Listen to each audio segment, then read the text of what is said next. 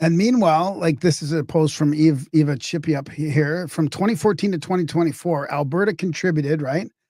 346 billion to Canada through federal taxes, CPP and EI. So that would be the pension plan and employment insurance, but received only 80 billion in transfers back, a net loss of 266 billion.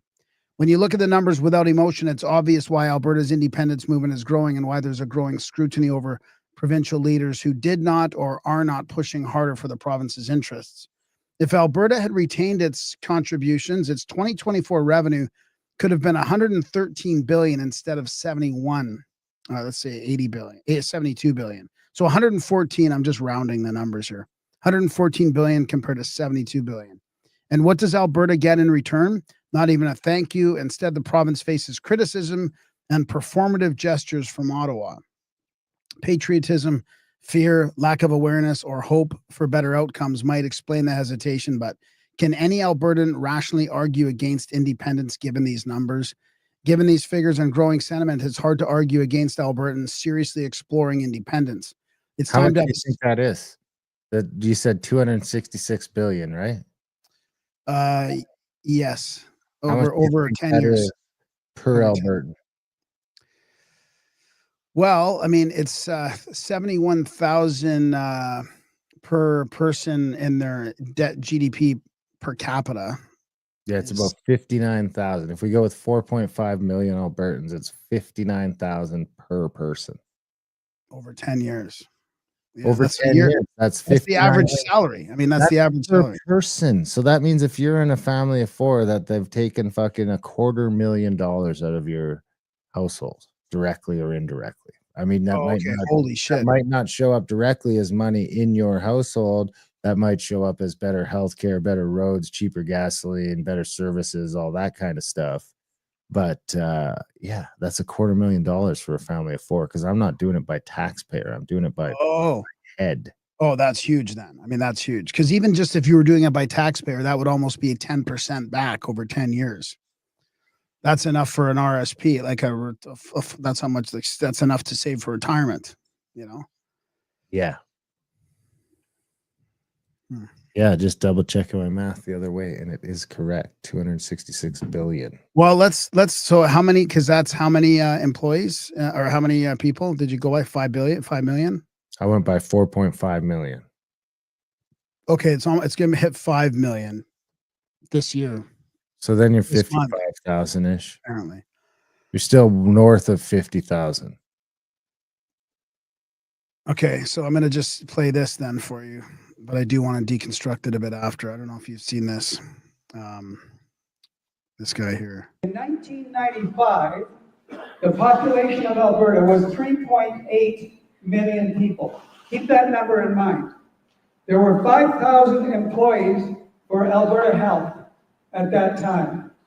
Fast forward to today, we have 4.8 million, just north of 4.8 million people. Just about a million, a little bit more than a million more than in 1995. How many people here know how many employees there are at Alberta Health Services? By the way, that's an oxymoron. But how many people here know what the answer is? It's 130,000 folks are on the payroll for Alberta Health. Does that even make sense to you? Of course not. It doesn't make sense. And so you have to ask the question, why is that?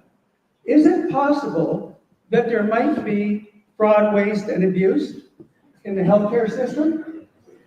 Having worked in it for 32 years, I can tell you that I know firsthand that there is.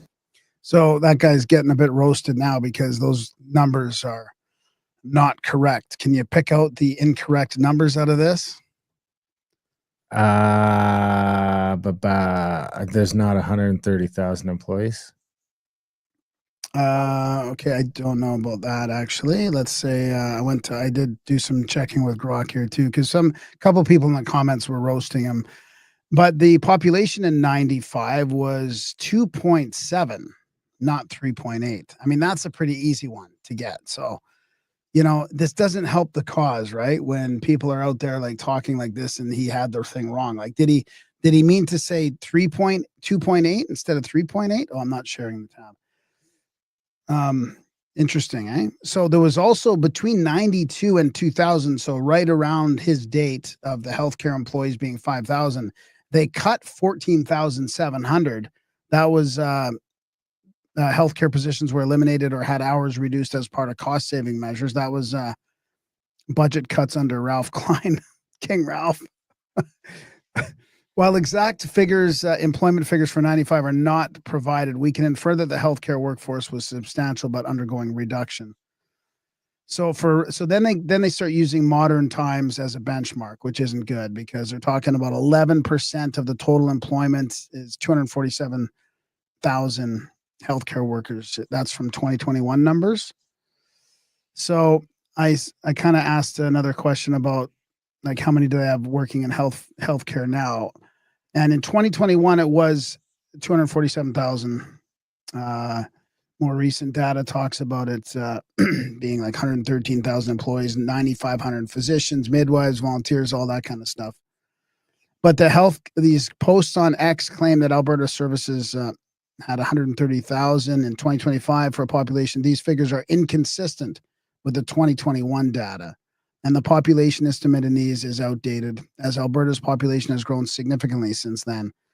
So it sounds it's more like 5 million now. And it's, I don't know what the actual total is, but even if it was 20,000, even if you took the 5,000 and added the 14,000 extra, gave them the 2.7 and doubled it, you still needed 4 times as many healthcare workers to deliver probably a less amount of service. Now, I don't know how much stuff they didn't have going on in 1994. You know, they didn't have a bunch of cancer centers all over the place. And the Alberta Health Services was only created in 2008, so it came around right around the crash there. So, I guess that's why I just don't like how, you know, if you're gonna do stuff like this on stage, it should be fairly accurate, right? Like, don't get the basic population. Don't be hyperbolic. Yeah. Well, on that same sort of note, we can jump over to this because this is the same sort of thing that I predict is going to slowly start happening with separation in Alberta. Alberta. So hang on a sec. Do people think your sticker is that sticker there? Which?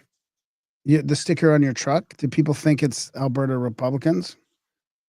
I don't think so. It's a big black circle with the Alberta crest in the middle and says Republic of Alberta. Okay. I made it myself. It's a one-off.